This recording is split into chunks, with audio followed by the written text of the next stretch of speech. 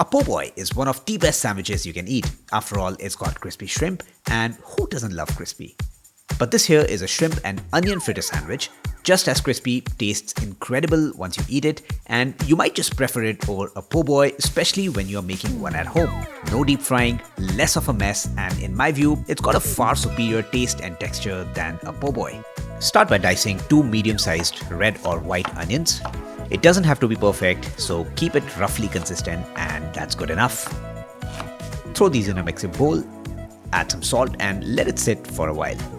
The salt will draw out a fair amount of water from the onions. Traditional wisdom is to get rid of the salty onion water, but in this case, you'll see that it actually comes in handy to form a batter later on. Now while the onions rest, you want to dice 200 grams of peeled and deveined shrimp. You can also use prawns, by the way. Add the shrimp to the bowl of onions and then just add a bit more salt, bearing in mind there is already salty onion water in there. Add some crushed black pepper, garlic powder, and optionally a few dabs of your favorite hot sauce, depending on how spicy you want this to be. Give it all a mix and then add about 1/3 of a cup of all-purpose flour. If you want to avoid gluten, consider using gram flour. It's what we use for onion pakoras or onion bhajis here in India, and it's basically chickpea flour, so it's naturally gluten-free. Now because the onion and shrimp mix was already moist, the flour will mix with that moisture and begin to form a batter. To supplement this, add just a splash of milk and then mix it all up with a spoon. You're looking for a thick consistency to form a batter. Add more milk if it gets too thick and add more flour if it gets too thin. But try to avoid adding too much of either to begin with. Aim for a texture that falls off a spoon in about 2 to 3 seconds. No less, no more. Once the mix is ready, cover it with a cling wrap and rest it in the fridge to chill. Now while that chills, add 2 parts sour cream to a bowl and 1 part mayonnaise. Add some salt and mix it with a whisk until it's smooth like this. If your consistency is too thick, feel free to add some milk here. That 2-part sour cream is key. I don't know if you know, but onions and sour cream have a thing going. And as long as you keep those proportions, you can spice this mix with really any condiment you like. Hot sauce, sriracha, mustard and honey. But I'm going to go a step ahead and recommend you to add some wasabi paste. It's a pungent green condiment made from, well, wasabi, basically a Japanese horseradish. It's very sharp and tastes similar to hot mustard. And so you've got to be careful to not add a lot of it.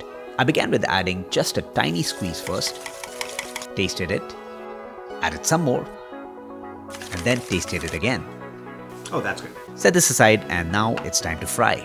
Grab a pan and fill it with about ½ an inch of neutral oil. I prefer rice bran oil, but canola oil works great as well. Heat the oil to about 350 F or 175 degrees Celsius. Get the onions and shrimp mix out and scoop out dollops with a spoon or an ice cream scooper if you have one. Carefully lay them in the oil and flatten them on the top to form round fritters.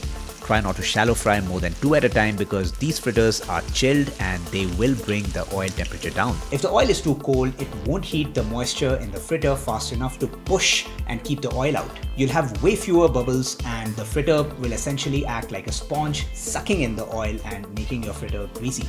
Oh, and when you put the fritters in the oil, it's also a good idea to spoon some hot oil on the uncooked top surface so it sets a little.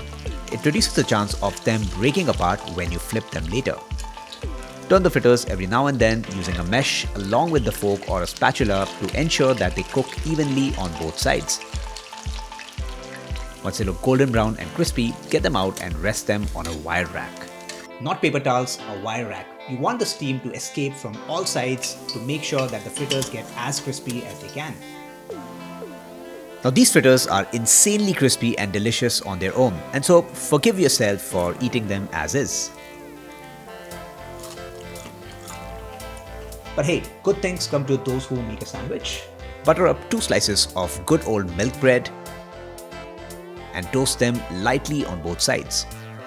Generously, and I mean generously, spread that wasabi spiked sour cream condiment we prepared earlier on the inner sides of both the slices. Place some lettuce on one slice. Top it up with some sliced tomatoes and season with salt and pepper. Then place 1 onion and shrimp fritter, and then another. Close the sandwich, and if you want less bread and more of the good stuff inside, cut off the edges. I decided to keep mine.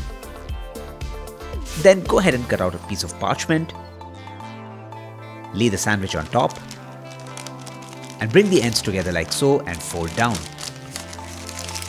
Tuck the sides in carefully like so. And with that, your sandwich is nicely contained. And now the moment of truth. Slice the sandwich diagonally and reveal that cross section to yourself.